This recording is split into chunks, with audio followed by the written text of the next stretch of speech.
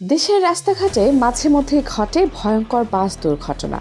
খবরের কাগজ খুললেই চোখে পড়ে যাত্রীবাহী বাস উল্টে প্রাণহানির মর্মান্তিক খবর। কিন্তু প্রশ্নটা তখনই ওঠে, এইসব দুর্ঘটনার আসল দায় কার? চালকের নাকি ব্যবস্থার?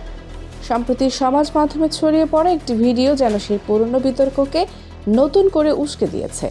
ভিডিওটি দেখলে বুক কেঁপে উঠবে। দেখা গেছে দ্রুতগতিতে ছুটছে একটি বাস, রাস্তার একের পর এক গাড়িকে পাশ কাটিয়ে এগিয়ে চলছে। কিন্তু সেই সময় চালক কি করছেন জানেন?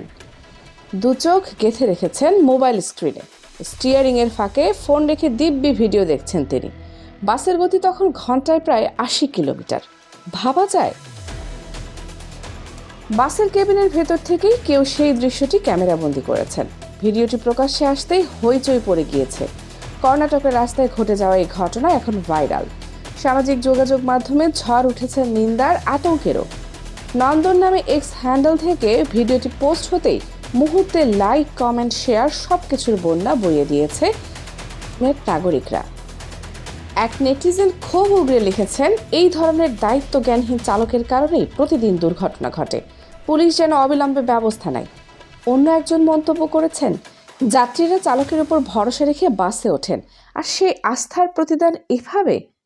প্রশ্নটা এখন একটাই, যখন মোবাইলের স্ক্রিনেই চোখ আটকে থাকে তখন যাত্রীর প্রাণকে দেখবে। এই ভিডিও হয়তো শুধু ভাইরাল নয়, বরং এক ভয়ঙ্কর বাস্তবের আয়না, যেখানে ১ সেকেন্ডের অসচেতনতায় শত প্রাণের বিনিময়ে শেষ হতে পারে। দর্শক, ধন্যবাদ এতক্ষণ সাথে থাকার জন্য। ভিডিওটি ভালো লাগলে আমাদের সাথেই থাকুন পরবর্তী ভিডিওর জন্য।